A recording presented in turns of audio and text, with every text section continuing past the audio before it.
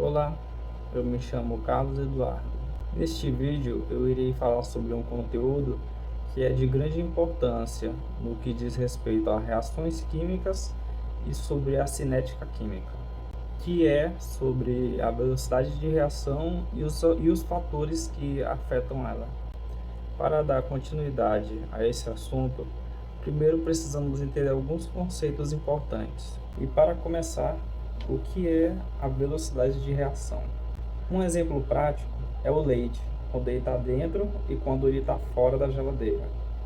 Pois a gente consegue perceber que quando o leite está dentro da geladeira, ele demora para estragar. Ele leva mais tempo para atingir a validade dele quando ele está dentro. Enquanto o leite, se estiver fora da geladeira, ele estraga mais rápido.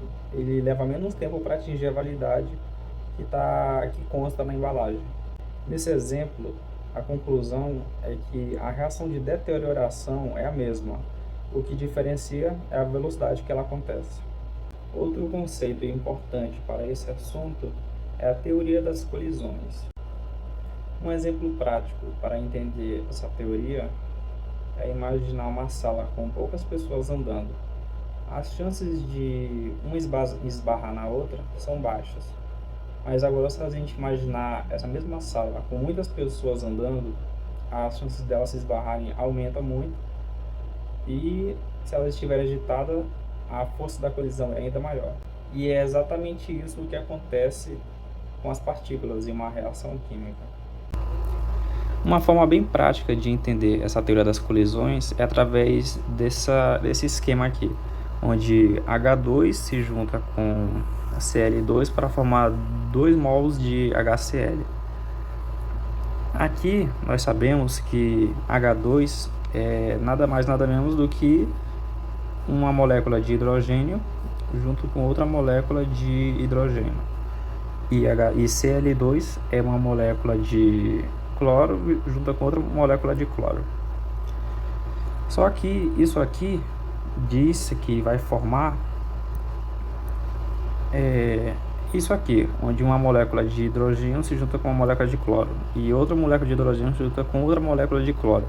Só que para isso aqui virar isso aqui, é preciso que se quebre essa ligação aqui e essa aqui, para que esse hidrogênio se junte com esse cloro e esse hidrogênio se junte com esse cloro. Só que para isso acontecer é preciso uma absorção de energia. E essa energia que é utilizada para quebrar essas ligações, elas vêm justamente das colisões. Quando uma molécula de hidrogênio colide com uma molécula de cloro, elas geram uma energia suficiente capaz para quebrar essas ligações. E como os átomos sempre buscam ficar estáveis, quando essa ligação se quebra, o hidrogênio, para ficar estável, ele vai se ligar com o cloro. E é assim que se formaria o 2HCl. A colisão do hidrogênio com o cloro quebra a ligação do hidrogênio com o hidrogênio e o cloro com o cloro para formar o hidrogênio com o cloro e mais um hidrogênio com cloro. Outro conceito importante também é que aqui na primeira fase, quando ainda há o H2 e o Cl2, eles são reagentes. E no final, quando se formou o 2HCl, eles já são produto. E aqui na fase do meio, quando a colisão está acontecendo e eles estão se rearranjando, é chamado de complexo ativado, que é a parte mais instável dessa reação. Graficamente também é possível representar dessa forma, onde aqui nós temos os reagentes e aqui nós temos os produtos. E aqui no centro, no topo, aqui seria o complexo ativado, que também é o ponto de maior energia. Esse gráfico mostra para a gente que toda reação precisa de uma energia mínima para ocorrer, que é conhecida como energia de ativação. Assim, concluímos também que quanto maior o número de colisões, maior vai ser a velocidade de reação. Até aqui conseguimos entender que quanto maior a quantidade de colisões, maior vai ser a velocidade da reação. Agora vamos ver quais são os fatores que afetam essa velocidade. O primeiro fator é a concentração, pois quanto maior a concentração, maior vai ser a velocidade da reação, e quanto menor vai ser a velocidade da reação. Essa ideia pode ser representada com esse esquema aqui, onde aqui no item a concentração é muito menor e aqui no item B a concentração é muito maior. Dessa forma, a velocidade de reação do item A aqui vai ser muito menor em comparação à reação do item B. Isso é representado também por aquele exemplo que eu dei antes sobre a sala vazia, onde quando tem poucas pessoas andando em uma sala, por exemplo, as chances delas se esbarrarem nesse espaço é muito pequena, enquanto se estiver cheio, as chances são ainda maiores. E quanto maior a colisão, maior vai ser a velocidade da reação.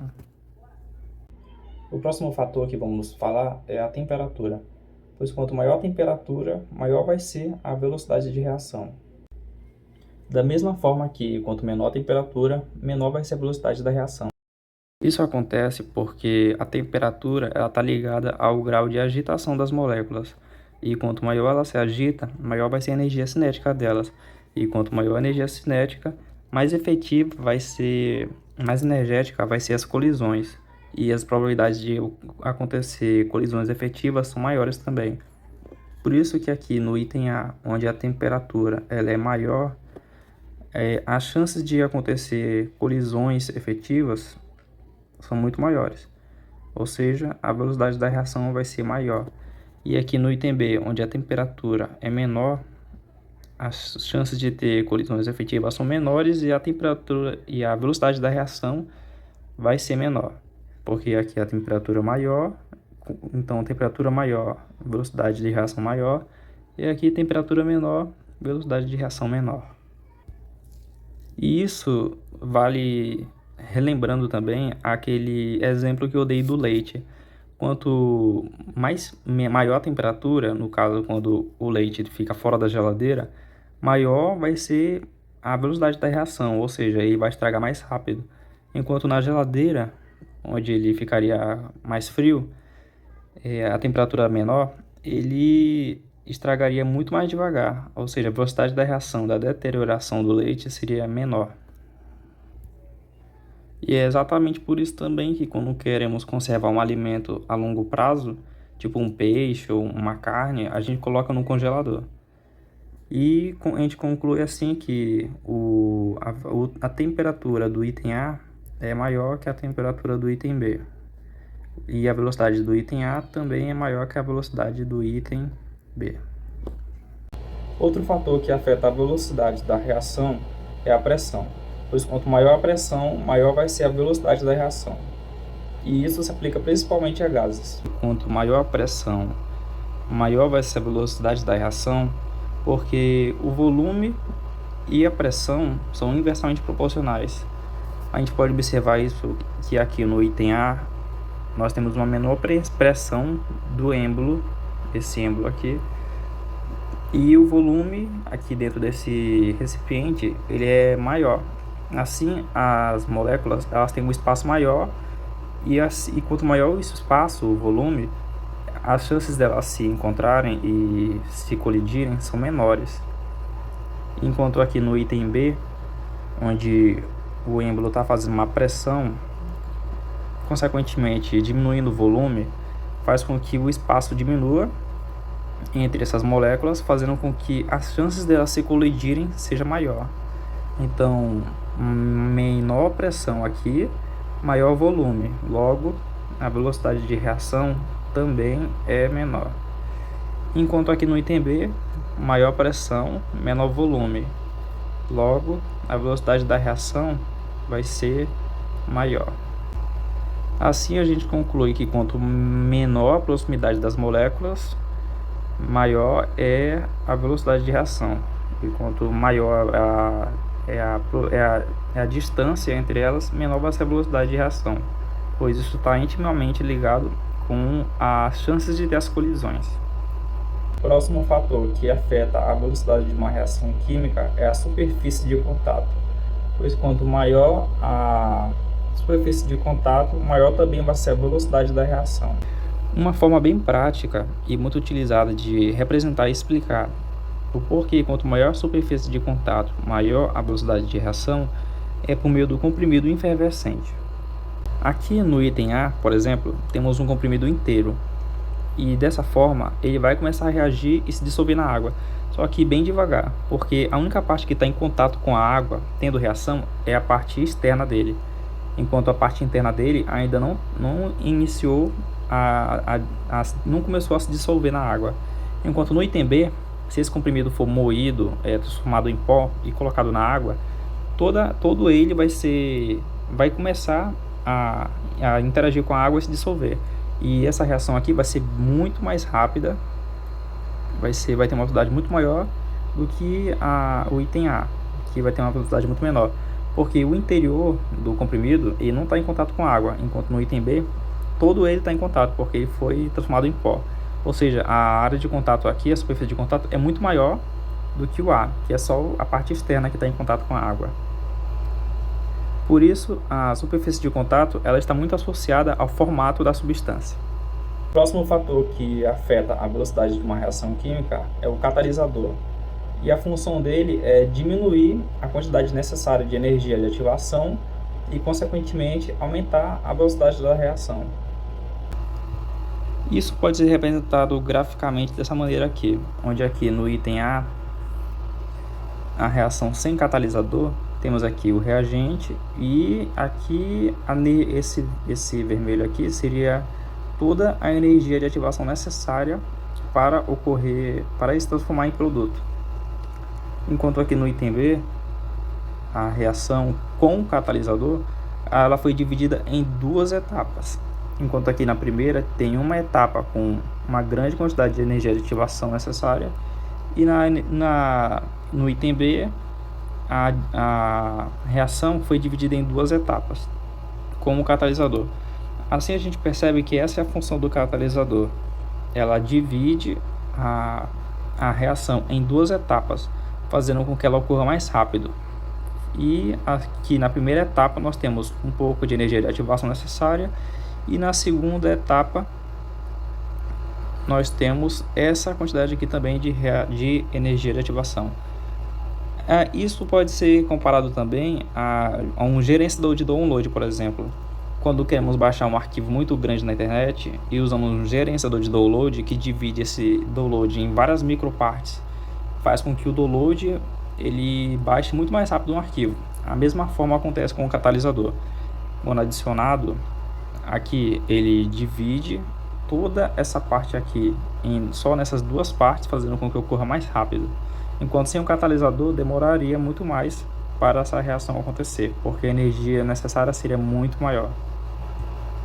Ou seja, sem catalisador e energia de ativação maior, com o catalisador energia de ativação necessária menor, e a reação é dividida em duas etapas. Também temos algumas observações. A primeira é que o catalisador não é consumido nas reações em que ele é utilizado. A segunda observação é que ele não altera o ΔH da reação, então ele não desloca o equilíbrio químico. E a observação número 3 é que ele não altera o rendimento. Então, usar um catalisador não faz com que renda mais ou menos. Vamos resolver uma questão. Aqui, nessa questão, diz o seguinte: se um comprimido efervescente que contém ácido cítrico e carbonato de sódio for colocado em um copo com água e mantiver-se o copo aberto, observa-se a dissolução do comprimido acompanhada pela liberação de um gás. Assinale a alternativa correta sobre esse fenômeno. Letra A. A massa do sistema se manterá inalterada durante a dissolução. Essa alternativa está errada, porque quando o comprimido se dissolve, diz que vai liberar um gás, e esse gás obviamente vai escapar do recipiente. E se ele vai escapar, então a massa vai ser alterada. Letra B. A velocidade da liberação das bolhas aumenta com a elevação da temperatura da água. Isso significa que, se aumentar a temperatura da água, as moléculas vão se tornar cada vez mais agitadas. e isso vai acelerar o processo, a reação, e se acelerar a reação, a liberação das bolhas aumenta. Então essa alternativa está correta. A letra C não pode ser, porque aqui fala que se o comprimido for pulverizado, a velocidade vai ser mais lenta, o que na verdade é o contrário, porque quanto maior a área de contato, maior vai ser a velocidade da reação, e aqui diz o contrário, então essa está errada. E a letra D diz que o gás liberado é o oxigênio molecular, sendo que na verdade é o gás carbônico, então está errada. E a letra E diz que é um fenômeno físico, na verdade é um fenômeno químico, então a resposta é a letra B.